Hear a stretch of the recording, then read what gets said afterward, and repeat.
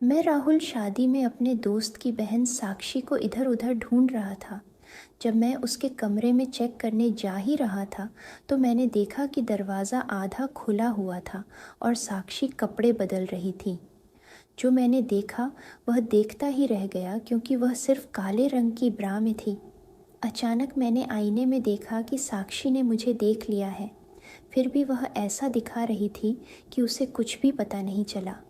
उसके बाद जो उसने किया उसकी वजह से मैंने उससे पूरी रात दरवाज़ा बंद करके लगभग 2 घंटे तक मेरा नाम राहुल है। ये कहानी करीब 2 साल पहले की है। एक दिन अचानक मेरे कॉलेज के दोस्त का फ़ोन आया। कॉलेज में हम अच्छे दोस्त थे और कॉलेज ख़त्म होने के बाद भी हमारा संपर्क फ़ोन पर रहा। उसने बताया कि उसकी शादी फिक्स हो गई है और इसी महीने की 15 तारीख को है। उसने मुझे 3-4 दिन पहले ही आने के लिए कहा क्योंकि शादी के काम कुछ ज़्यादा ही होते हैं। हमारी अच्छी दोस्ती के कारण मैं उसे मना नहीं कर सका और मैंने ऑफिस से 5-7 दिनों की छुट्टी ले ली। 11 तारीख को सुबह मैं उसके घर पहुंचा। जब मैंने बेल बजाई तो कुछ देर बाद उसकी छोटी बहन ने दरवाज़ा खोला। वह मुझे जानती थी। जब मैंने उसे आखिरी बार देखा था तब वह एक बच्ची की तरह लगती थी। अब वह बहुत बदल गई थी। मैंने उसे कहा, साक्षी तुम? उसने कहा, हाँ। पहचान लिया क्या? साक्षी का शरीर अब काफ़ी भर चुका था, बिल्कुल माधुरी दीक्षित जैसा दिख रहा था और वह बहुत सुंदर लग रही थी। मैं उसे देखकर मंत्रमुग्ध हो गया। मैंने कहा, तुम कितनी बड़ी हो गई हो। फिर उसने कहा, सारी बातें यहीं करेंगे या घर के अंदर भी आएंगे? फिर हम घर के अंदर आ गए। मैंने अपने दोस्त शुभम के बारे में पूछा तो उसने कहा कि वह बाज़ार गए हैं और जल्द ही लौटेंगे। उनके घर में शुभम, साक्षी और उनकी माँ ही रहते थे। साक्षी ने मुझसे कहा कि मैं फ़्रेश हो जाऊं, तब तक वह मेरे लिए नाश्ता बना देती है। बाथरूम में जाने के बाद भी मेरे मन में साक्षी का रूप घूम रहा था। उसकी फिगर और उसकी सुंदरता ने मुझे प्रभावित किया, लेकिन मैं अपने विचारों को नियंत्रित करने की कोशिश कर रहा था क्योंकि वह मेरे दोस्त की बहन थी। थोड़ी देर बाद शुभम भी आ गया और हमने साथ में नाश्ता किया। फिर हम शादी की तैयारी में लग गए। इसी बीच मेरा हाथ 2-3 बार साक्षी को छू गया तो मैंने माफ़ी मांग ली। उसने कहा कि इसमें माफ़ी की कोई बात नहीं है, लेकिन मुझे उसका स्पर्श फूल की पंखुड़ी जैसा लगा और मेरा मन विचलित होने लगा। शादी के एक दिन पहले जब शुभम को मेहंदी लग रही थी, मैं भी वहाँ था। मैंने देखा कि साक्षी वहाँ नहीं है तो मैं उसके कमरे की ओर गया। वह कपड़े बदल रही थी और दरवाज़ा खुला हुआ था। वह काली ब्रा पहन रही थी। उसका बदन देखकर मैं ठहर गया।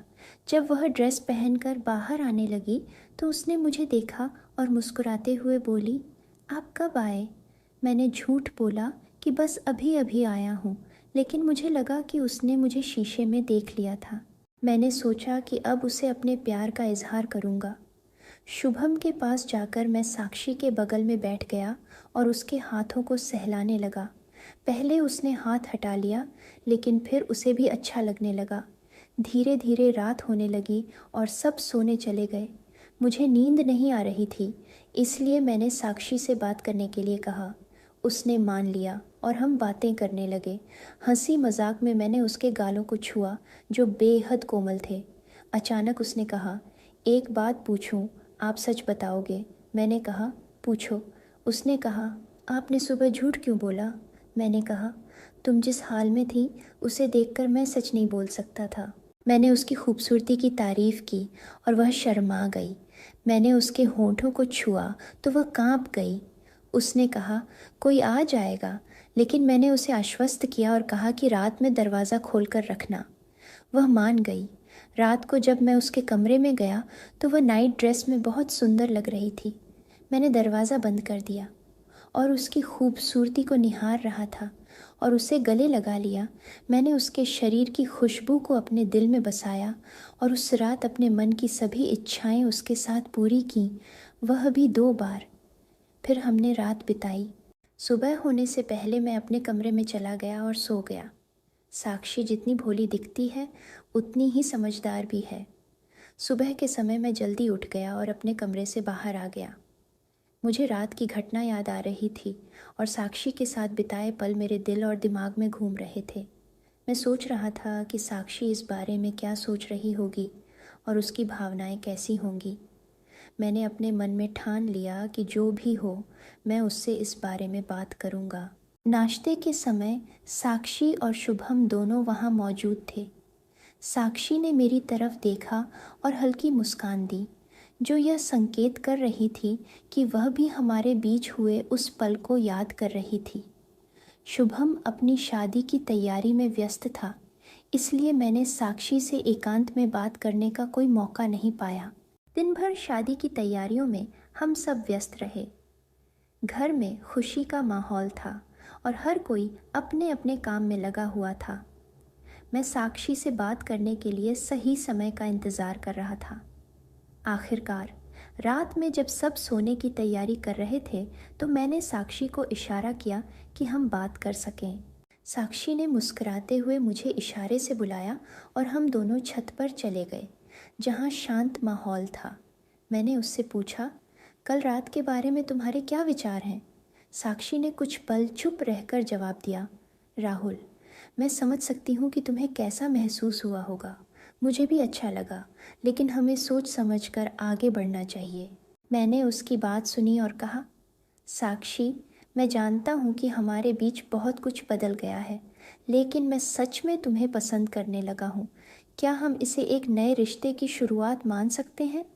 साक्षी ने मेरी आंखों में देखा और मुस्कुराते हुए कहा, हमें समय देना होगा राहुल। अभी तो भाई की शादी है, उसके बाद हम देखेंगे कि हमारा क्या होगा। शादी की रस्में पूरी हुईं और शुभम की शादी खुशी खुशी संपन्न हो गई। शादी के बाद के कुछ दिन हम सभी ने साथ बिताए। मैं और साक्षी धीरे धीरे एक दूसरे के करीब आ रहे थे। शुभम की शादी के बाद मैंने साक्षी से खुलकर अपने प्यार का इजहार किया। उसने भी स्वीकार किया कि उसे भी मेरे लिए कुछ महसूस होता है।